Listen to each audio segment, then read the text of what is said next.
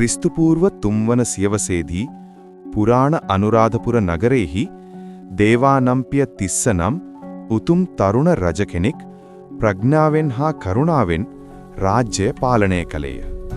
දේවානම්පිය තිස්ස රජු ඉන්දියාවේ අශෝක අධිරාජයාගෙන් තෑගි භෝග සහ පණිවිඩ ලබාගත් අතර එය දිවයිනේ දෛවය සදහටම වෙනස් කළ මිත්‍රත්වයක් තහවුරු කළේය. එක් දීප්තිමත් දිනක මිහින්තලේ කඳුකරයේ මුවන් දඩයමේ යෙදී සිටියේදී රජුගේ ජීවිතය වෙනස් කළ සිදුවීමකට ඔහු මුහුණ දුන්නේය. බුදුන් වහන්සේගේ ධර්මය රැගෙන මිහිඳු මහරහතන් වහන්සේ සහ උන්වහන්සේගේ ශ්‍රාවකයින් ඉන්දියාවේ සිට ආකාශ මාර්ගයෙන් එම පූජනීය කන්ද මිහින්තලාව මතට වැඩම කළහ. මිහිඳු මහරහතන් වහන්සේ මෛත්‍රිය සහ සාමය පිළිබඳව දේශනා කළ අතර එය බුදුන් වහන්සේගේ ධර්ම මාර්ගයේ සත්‍යය වෙත රජුගේ සිත අවදි කළේය.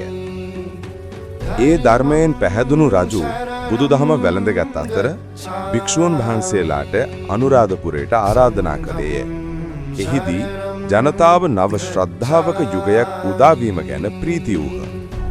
මිහිඳු මහරහතන් වහන්සේගේ මඟ පෙන්වීම යටතේ ඉන්දියාවේ සිට වැඩම කර වූ ශ්‍රී මහා බෝධීන් වහන්සේ බුද්ධත්වය සහ එකමුතුකම සංකේතවත් කරමින් අනුරාධපුරී රෝපණය කරන ලදී.